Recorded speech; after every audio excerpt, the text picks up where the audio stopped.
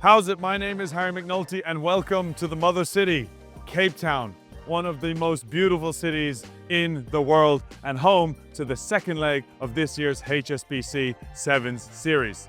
Last week we saw Fiji men and Australia women come out on top in Dubai before heading on a plane straight away to come down to Cape Town. Now, we could be enjoying the bars, the food, the restaurant, the sun, climbing up Table Mountain. But no. We are hard at work to bring you this week's episode of HSBC Life on Tour.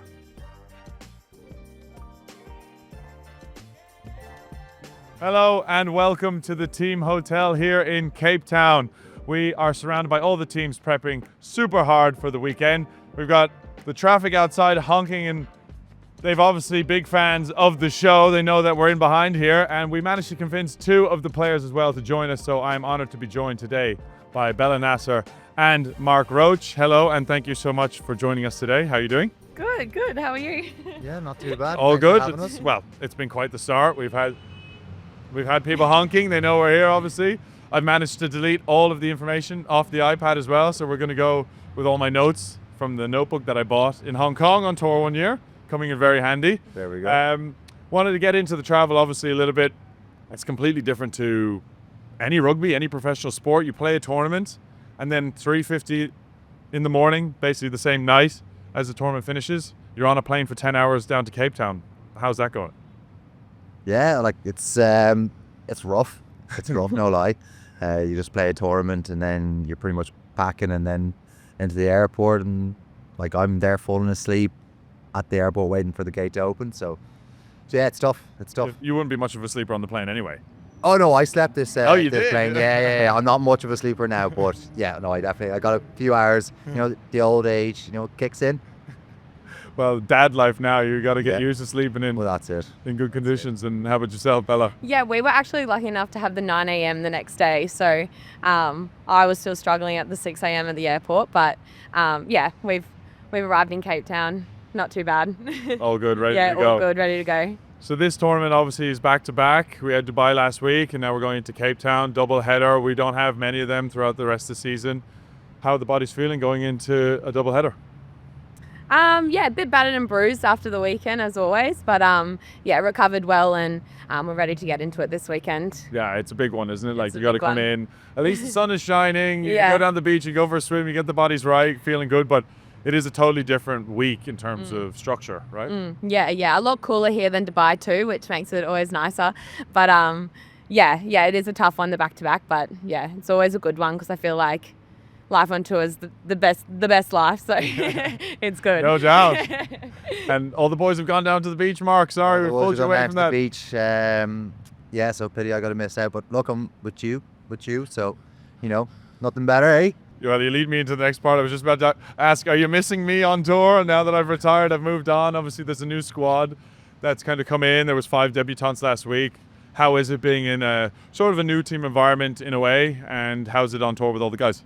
It's actually really good. Like we've gelled quite well at the start of the season, pre-season. We had 3 training camps against GB, Germany, and Spain. So, we played a lot of games. So we're well used to each other. And there's a few lads from last year as well. So Yeah, of course. but it's definitely there's some lessons to be learned from last week. So yeah, the boys are excited about it. There's always lessons to be learned, Mark. You know that more than anybody. Absolutely. Sure, we've been on tour since literally day one of the program. 2015, Bosnia, we got the cap. Now, I went on to captaincy. You've moved into captaincy. You might have, been a bit kinder and waited a little bit longer. You've pipped me in World Series caps as well last weekend. Last one for you, Mark. I know we've been grilling you, but you're a man of many, many haircuts. I was going through the photos yesterday. Yeah. We're going to have to talk about a few of them. Yeah. We're going to have to, maybe we'll rank them. It's actually been a topic that we've been talking about Yeah. in the new squad, like my haircuts, like So all the way back to your playing days in Blackrock, yeah. you had the long hair, Oh yeah, Tarzan-esque. yeah. Mowgli, I was called. Mowgli. Yeah. So we had the long hair, we had the top knot, Yeah. we had the skin fade, Yeah. and now we're kind of dad life, maybe? Dad, no, it's not really a dad haircut now. Come on. Okay, go on, give us. Normal, cool guy haircut. It is a cool guy. You're a very cool guy. What? Give us a ranking then. Long Ranking hair. top knot was the worst. Top knot was the worst. Yeah. Okay. The long hair was the haircut at that year. Like, it was just, that was the style. Like, Yeah. all the year had it. So I'd say that was second worst, and then obviously then the fade was fine, and then probably this one is probably my nicest at the moment. Great. Well, Yeah.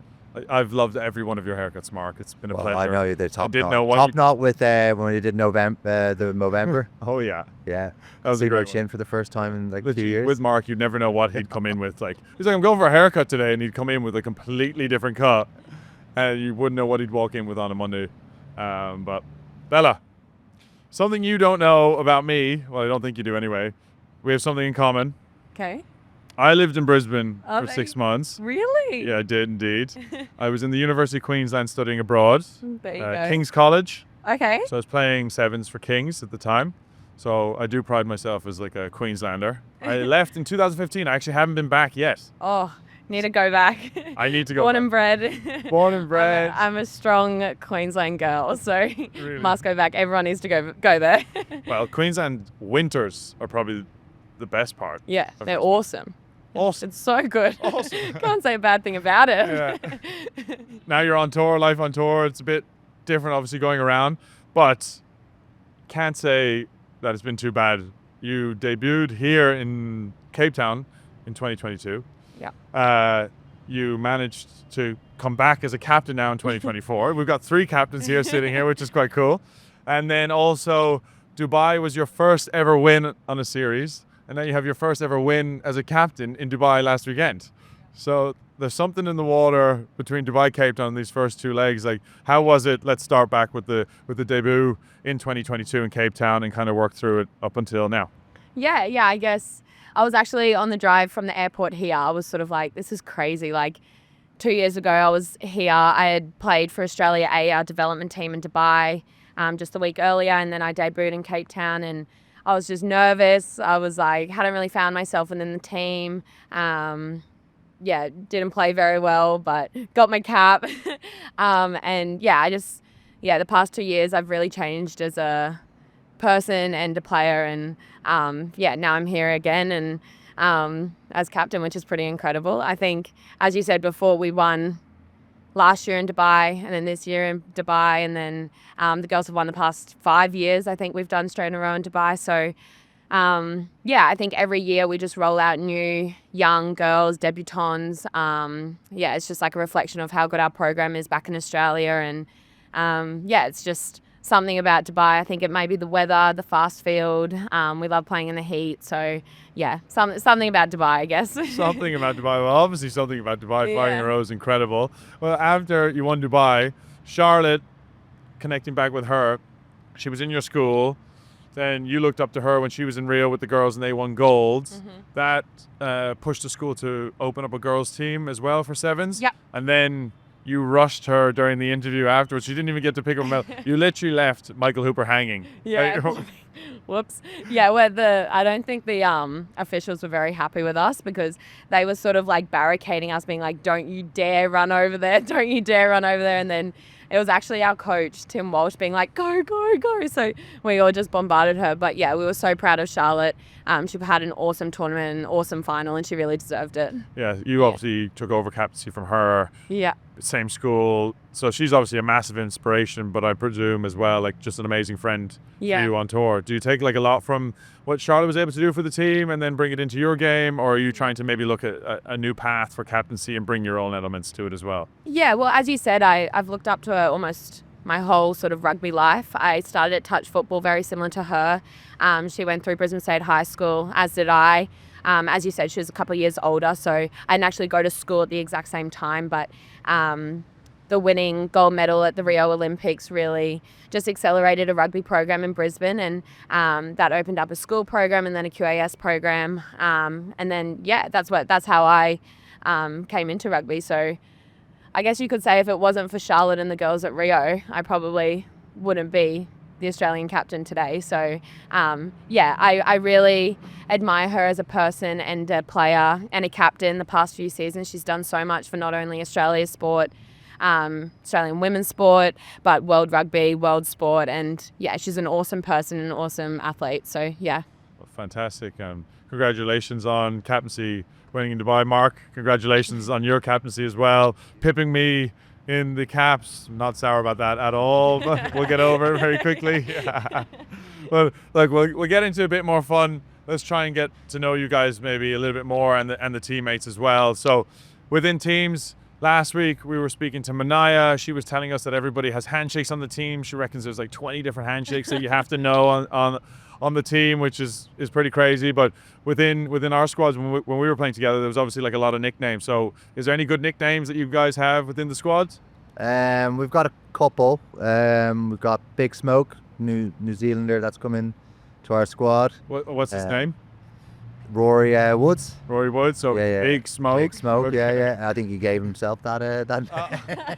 Wow. Yeah, just out of Self-proclaimed nowhere. Big Smoke. Yeah. We have Josh Costello with Chicken Joe. I don't know where that came from, but Surf's Up. Surf's Up, yeah. The movie. He's got. oh yes. Right. Well, I'm not with it. But and then James Dylan. Dillon. Yeah. The Rocket. The Rockets. Yeah. So little pocket rocket. I was Calling him that on the weekend, weren't they? I was on comms over the weekend with Rupert Cox for your game, and then I was telling Rupert, "Oh, that's Chicken Joe," and then he actually told me it was a Rocket. That must be a new one. But at one stage during the game, he's like, "And Chicken Joe switches with the Rocket, who carries it up the midfield." But it adds a lot to the commentary. It's nice to be able to get like personal perspective, but it's always fun to have a few good nicknames. And with the girls, is there a couple nicknames that go to the squad? Yeah, there is a couple. We've got Pity, which is Tegan Levi, because she's just a bit of a pit bull. She's a she's a bit of a little ball of anger sometimes, Okay. and she's very good over the ball. So her name's Pity. Maddie Levi tried to name herself Iconic. I think that was just Maddie being Maddie, so that hasn't actually caught on. Okay, I'm going to look down the camera for this one. So we have Iconic, Maddie Levi, and Big Smoke, Rory Woods, who have both given themselves nicknames. So maybe in the chat we can see, is Iconic or Big Smoke a better nickname? Oh, there you go. Let's see. Anyone else? My old S&C used to call me Shetty because I have really short legs, so he calls me a Shetland pony, and then shorten it to Shetty. But other than that, I can't really. There's not many other nicknames that have stuck. It's pretty good host nickname. I'm enjoying the whole like self-proclaimed nickname as Yeah. well. It's quite fun. It is quite fun. Yeah. In terms of sevens players, you're amazing athletes. But what would you be if you weren't a sevens player? And I know you played about 10 sports growing up. I'm not going to let you pick a different sport. Okay. So outside of sport, if you were just working everyday life, or what would you inspire to be outside of your rugby world? I'm studying at uni. I'm studying a science degree, so I think I've always wanted to be something in the medical field. So my dad would like me to say a doctor, but yeah, I don't know, maybe something in the medical field, maybe, Were you or a studying stay-at-home mum. I would love to be one of the two. It's actually an amazing thing to aspire to. Are you studying in UQ? I am. You are? Yep, Okay. I yep. studied food science in UQ, so I was in the there you medical, go. not the medical, I was in the science The science department building. of UQ when I was there. So, okay. Nice. So you want to be a doctor, stay-at-home mom. Okay, two good choices. Two very different ones. Two pretty good ones, though, in fairness. Very. Mark? I'm not reaching that high now. I'm qualified PT, so probably would have stick with that. Like sports was my background, so like, coaching, PT, probably my thing. And probably now, look, I would be a stay-home dad if I could. Well, you've already done the dad part. Yeah. It's now just trying to work out the stay-at-home part. Stay at home. Okay. Stay at home, Well- 24/7. To be honest, because I know you so well, I thought you would have been like a professional like sandwich maker. Because it's just how you get into the depth, the description. Lad, Don't get him started on sandwiches. Honestly, I love Tell this me sandwich. more. I need Tell- to know. we're trying to figure that out right now. Mark, your favorite sandwich? Come on, what like layer by layer? It'd be a Christmas sandwich. Christmas sandwich. I need you to We got start. a nice little. Layer by layer. We got nice like sourdough bread, bit of mayo on both sides. Then you got your cranberry sauce on the top layer, and then you got your stuffing.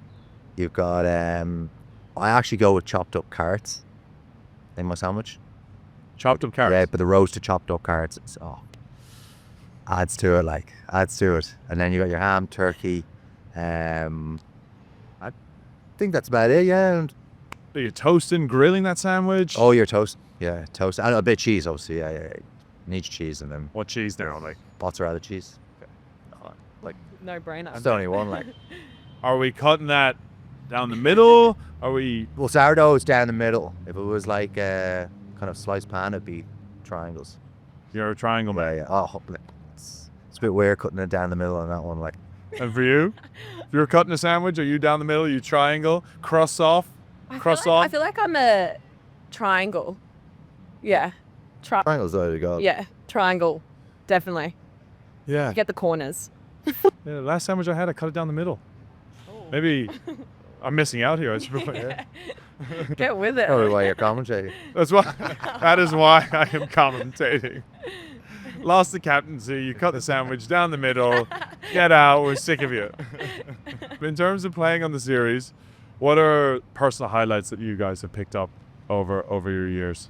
Yeah, obviously, still to this day, my number one is the bronze medal in 2018, and when we were the invitational team. This was way before your time, though. We were going way back there. What were you doing in 2018? It was at school. No, I'm kidding. Wasn't at school. Yeah, the 2018 was obviously an incredible tournament. So to give you a bit of idea, it was the 16 teams. We were the invitational team, so we weren't on the core series at the time. And then we qualified through the European leg to be the team that came through, and we managed to come away with bronze. That's awesome. Yeah, we beat England in Twickenham. Wow. But Marky Mark over here, cool as ice. We score in the corner. Jordan scores basically with about 40 seconds left because we still had to take a kickoff afterwards, and in the corner. Wow. Our first ever tournament. Oh, Mark, talk us through that kick. It's just normal drop goal. Just a normal drop goal. This is from the touchline to beat England in Twickenham in your first ever tournament to win a medal. I didn't even know what the score was either. Like, I literally just went and kicked it, like, and then I was taken off then, and then Biddy ended up taking the restart, and we got it back and kicked it off. Like, so, yeah, it was nice. Like, Quite incredible. And you picked up a watch as well. oh yeah. There used to be an award called "Don't Crack Under Pressure." Yeah. And it was through the entire season of like the biggest moments. So scoring tries, beating teams, maybe a team overturned another team or whatever it was. And Some great awards there. Like, bring them back. yeah, bring it absolutely, back. bring them back. 100%. Yeah, quite an amazing one. And for yourself, Bella? Probably in May when we won the series in Madrid. I think it's not a personal highlight, but it's a team highlight when Tia Hines slotted the goal from, I think she kicked 2 conversions against New Zealand in our semi-final to win the game. And it was just, yeah, it's like replays in my head often. So, yeah, it was pretty unbelievable. Unbelievable. 2 drop goals Yeah, true. to winners. Not me, it was Tia.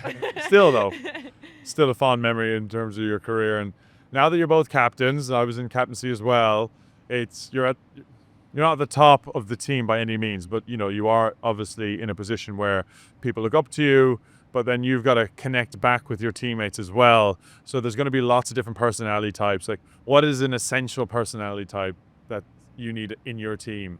Yeah, definitely people that have a kind of good energy about them. I think obviously you need a load of different personalities to go, so you don't want everyone being on the same page. But like energetic, guys who are a bit kind of like calmer. Then you have obviously the experienced heads, and then I think maybe a couple of lads who are a bit more kind of serious and a bit more tuned in. So You were the energetic one when I was playing anyway. Every now and again, come on, lads, come on. Where's that come from? It's the new haircut. You brought it back. it's all changed now. I have like all the young lads, so I have to try to figure out how I can relate to them. He's obviously we had a lot of lads who were experienced. They were there 5-6 years as a squad together, and now it's all changed. So we're just trying to figure each other out, and get me back on a few more nights out. New journey, new experience. Hopefully you'll be able to figure all that out. How about you, Belen? In regards to just in the team, probably Soraya Pucky is just this. She's so positive and just like energetic. She comes into training every day. She leaves whatever she's got going on back home. She just brings positive energy at training, and then she's just like an awesome teammate. Will do anything for you. And then she's just like super hardworking. She just like puts in the extras always. So yeah, probably someone like Soraya. Well, I love going around the cities. I love going to Cape Town. This is one of my favorite cities because it's all sort of in a close area. You can get around really quick. There's amazing food. I went for lunch in Clark's yesterday. If you haven't been, highly recommend. Even the guys behind the camera are shaking their heads. Yes, indeed. Amazing. I had a pulled pork sandwich. If you like hot sauce, my lips were red after it. I bought a bottle from them. It was so good. That's up on Bree Street. There's Rosetta Coffee. You're a coffee man, I know. Do you enjoy your coffees? Yep, Yeah. coffee. So Rosetta Roasteries is like 100 meters from there. Okay. So worth going up to Clark's, get a sandwich and go for a coffee afterwards. Bow Cap as well is where all the colourful buildings are. That's all within each other. So that's like a nice little afternoon with the team. Go up there, play some cards, get to know the girls a bit more. Then you go up to Kloof Street. You've got Blondie's, which is a good bar. Obviously, you guys can't do that right now. I'm on comms, so I can go up there. Codfather across the way over in Camps Bay. Obviously, all the lads are in Camps Bay right now. Such an amazing spot to go check out. Signal Hill. Can just rattle them all off. But when you guys come to Cape Town, is there anywhere that you guys like to try and check out? Do you have your spots? I know the Aussies. I don't know about the women's team or if you've been before. Is Willoughby's down in the waterfront? I was just about to say that. Took the words out of your mouth. Yeah, it was like on the tip of my tongue. Well, I haven't been, so please. Oh my gosh. let me in. You need to go. You need to go. Get a 4x4. So do you like sushi? Love. Seafood? Yeah. It's so good. Actually, Charlotte just bought me back some takeaway, so it's in my room waiting for me. Is there sushi that you usually order? Is the 4x4 mix? Is it? It's like, I think it's like 4 of like salmon sort of vibe, and then 4 of like a prawn sort of vibe, and it's like, oh, this really yummy sauce. I don't even know how to describe it. Whatever they do to it is so good. Just, you need to try it. I will put it on my list. Definitely. I'll make sure you are. And now we are into the segment Life is Rarely a Straight Line, sponsored by HSBC, where we go into all of the trials and tribulations on and off the field, the unexpected pivotal moments, and seeing what these guys have to deal with week in, week out. Obviously, you are both captains. Amazing. Let's dig into it. So, Mark, Ireland, we finished in 6th over in Paris. Since then, we've had quite a number of players who have decided to go on into the next part of their life. You are the captain now with Brian Mullen, and it's a new team, 5 debutantes as we talked about earlier. You know, what is it that you have to go through now, probably the unexpected parts of the captaincy, to try and get the guys to the level that you need them to play at, to get the results that you need, and to make the most of the season? Yeah, so obviously a big change. Young boys, and then there's obviously guys who debuted last week. But I think it's just getting them to kind of understand the game a bit better, and realize where kind of mistakes are coming from, and how quick you can just be punished in this game. And like me and Mal now have just got to try and relate to the boys and make it a new squad, because it's not the same as what we've had the last few years. So this has got to be a fresh new thing. We've got to do things a little bit different, but obviously keep what we have done well over the last few years. How has that journey been? What does the future look like? In captain's role now with we're co-captains, me and Brian Mullen. Yep. And I think it's quite nice for the young boys, because it's just kind of spread out a bit more, and there's a couple more voices. But yeah, like for me, nothing's really changed. You just kind of do the same thing that you've done for the last 8-9 years. And yeah. Well, something's changed. You've had a baby. Yeah, no, I've had a baby. So a little bit of a life change.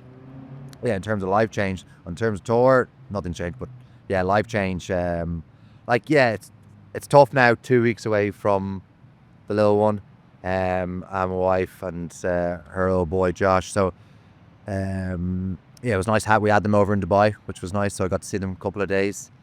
But yeah, like when you're kind of away with the lads, it makes it a little bit easier. But still, like you're kind of back in your mind, you have him thinking, and so it's Your rise to the top, or your rise all the way through, you were only 2 years ago on debut. Now you're captain.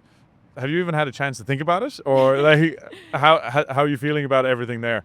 Yeah, I'm super honoured to obviously take up the captaincy role. As I said before, Charlotte stood away, and she was always going to be such an important part of our team and World Rugby. But yeah, I feel really honoured. I probably haven't really thought about it properly and looked back to see my journey. But yeah, I feel really supported by my coaches and my teammates to take up this role. Don't think about it too much. You're doing a really good job. Just keep going. Doing what I'm doing. One foot in front of the other. Keep moving. Exactly. Well done. There was big news yesterday. Alona Maher, she's signed to go to Bristol, and she has her sights on the Women's World Cup next year. There's talks of some of the girls from different teams trying to make their way potentially into the World Cup next year. Is that something that you might see in your future, whether it's this World Cup, maybe another World Cup? How big is it for the game?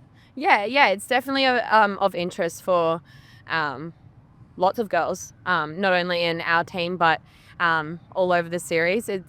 To play both games, both platforms at a high level is just like incredible, and it would do so much for the sport. So yeah, 100% of interest, and obviously have to earn our way there, but yeah, definitely of interest. Yeah, I think there's so much talent in this sevens game. Yeah. That they'd be able to transfer so well. Like obviously you spoke about Maddie earlier. She's scored 14, 15 tries last 15 weekend. tries, broke her own record. Broke her own record. In Dubai. I think I've scored 15 tries ever. Yeah, same. Don't look that up. But yeah, so there's obviously lots of girls with a lot of talent who'll be able to go across, and it's an exciting couple of months. Yeah, so much talent in sevens that could definitely transfer over to 15s, and I think it'd just do awesome for the game. Well, we just had the sirens going off there, so I think it's time to wrap everything up. I really appreciate all of your insight. Thank you so much for coming on, having a good laugh, just going into depth with everything on the teams in the series, and I'm really looking forward to seeing how you guys get on over the rest of the season, and I'll be cheering for both of you all the way through, and thank you so much for joining me. Enjoy. Thank you. Thank you so much for having us. Cheers. Cheers. Thank you. Thank you. Thank you so much for joining us on the second episode of HSBC Life on Tour from Cape Town. We will see you next time in Perth. All the best. Cheers.